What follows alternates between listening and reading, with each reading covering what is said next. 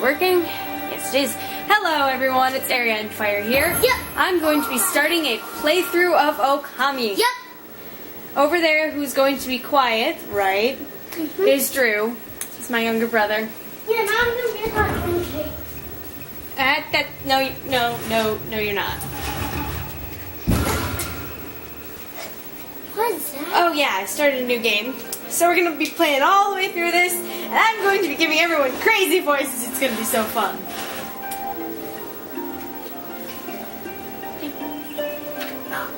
Long, long ago, a tiny hamlet known as Kamiki lay nestled in a grove of proud and beautiful cherry blossoms.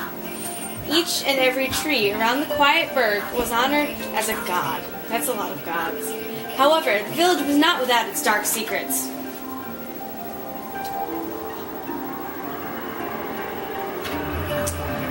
To satiate the appetite of Orochi, a fearsome cave-dwelling beast, a young maiden was offered as a sacrifice at the annual festival. With a body like a mountain and 8 heads mounted on necks the size of tree trunks, its blood-red eyes alone were said to curse anyone who gazed into them. No one dared disobey the horrific beast. I love story time! And we've just been joined by my brother Daniel, who's going to be quiet as well. Right? When the night of the sacrifice drew near, a mysterious white wolf appeared outside the village. This wolf, its coat as brilliant as snow, was dubbed Shiranui. The wolf kept a watchful eye on anyone who ventured outside the village, and made a habit of patrolling the streets at night. People assumed the wolf to be a familiar of Orochi. Lies! You fools! I wish this weren't so long. It's crazy. Like 3 minutes passed. One villager took it upon himself to face the fearsome Shiranui. The warrior Nagi attempted many times to challenge the wolf, but his attempts were thwarted by Shiranui's swift movements. To watch this? Yes, we do. For the poor viewers who know absolutely nothing about Okami! You silly children! Before long, the night of the accursed festival had arrived. A white-plumed arrow heralded the coming sacrifice. Piercing the sky, the arrow sunk its shaft squarely into... Oh no! The house! The home of Nami, the village's most beautiful maiden. Nagi, harboring a secret love for Nami, was enraged by this sign. Determined to put an end to Orochi once and for all, Nagi traveled the beast's cave in place of his beloved. What? So cute! Oh dear. We spilled Legos. The Moon Cave, a place as dark as evil itself, served as Orochi's home. As Nagi stood bravely before the entrance, a beast appeared, eyes glowing crimson upon 8 thrashing necks. Orochi stood tall before him, anxious for another sacrifice.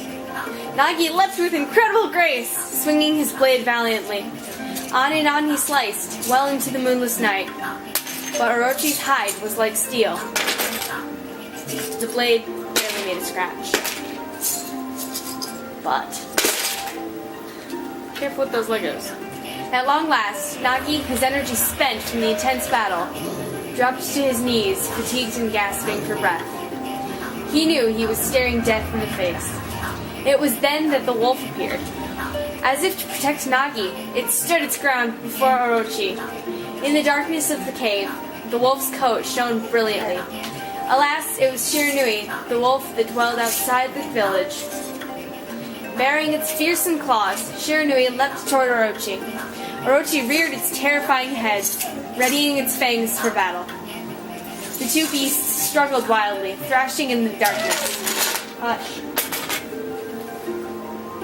And Muffin wants out. Mysterious and terrifying, the spectacle continued. Shiranui summoned gusts of divine wind to counter Orochi's flames.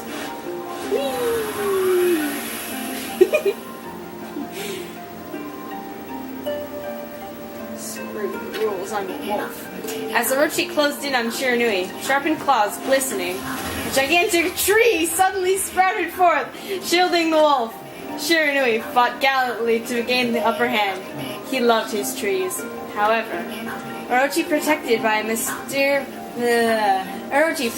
mystical power was not easily bested. Of course not. Shiranui, covered in gases, majestic coat dyed crimson, stood exhausted before the mighty Orochi. I refuse to give in. My trees and I insist we win. Orochi saw a chance to strike what he thought would be the final blow, but Shiranui refused to give in. With its last ounce of strength, the majestic wolf gazed heavenward and unleashed a mighty howl. Suddenly, the black clouds overhead dissipated. I love that word.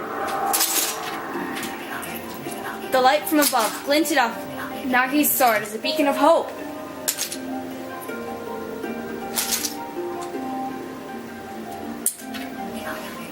Guided by his sword, Nagi, who had been taking shelter in the shadows, stood proudly to face his adversary. Channeling all his strength into his scarred and battered arms, he leapt ferociously toward Orochi, his sword poised high. The golden sword danced in his hands like a puppet on a string. Unfortunately, his first mistake was making his sword in gold, so it didn't last 15 minutes. One by one, Orochi's fearsome heads separated from their owner.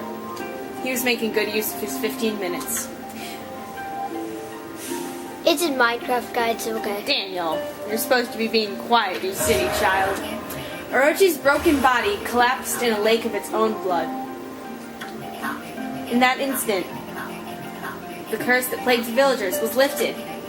As the battle subsided, the sun shone once again in the sky. Shiranui had succumbed to Orochi's poison and struggled to breathe. Nagi scooped the beast into his arms and returned to Kamiki.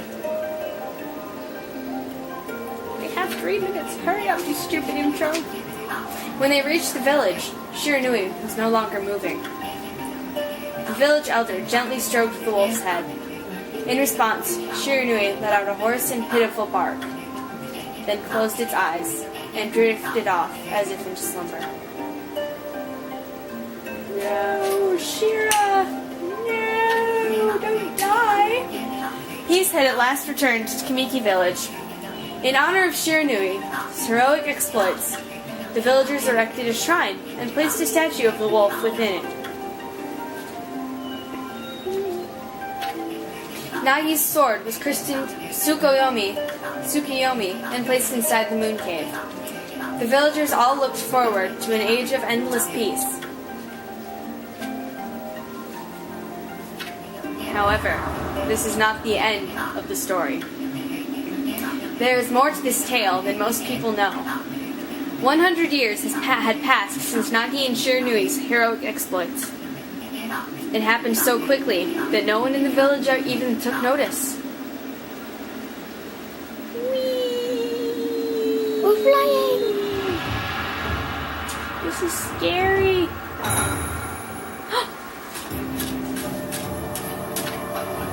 Is this the legendary sword? Oh wait, this is a mysterious person. We don't know who this is. Is this Tsukuyomi? I don't know how to read that because it's mysterious. No, it couldn't be. It's just a legend. Nothing but a fairy tale. Oh, hey look, eyes. Ah! What have I done? Coward! Don't run from danger. No, I'm your new best friend. Oh, he who seeks power, he who's broken my bonds. Speak the words I wish darkness unto the world. Utter that prayer unto me, and unleash my power. Come on, say it. Say it. Say it. No, don't run away, you fool. No, I don't want to.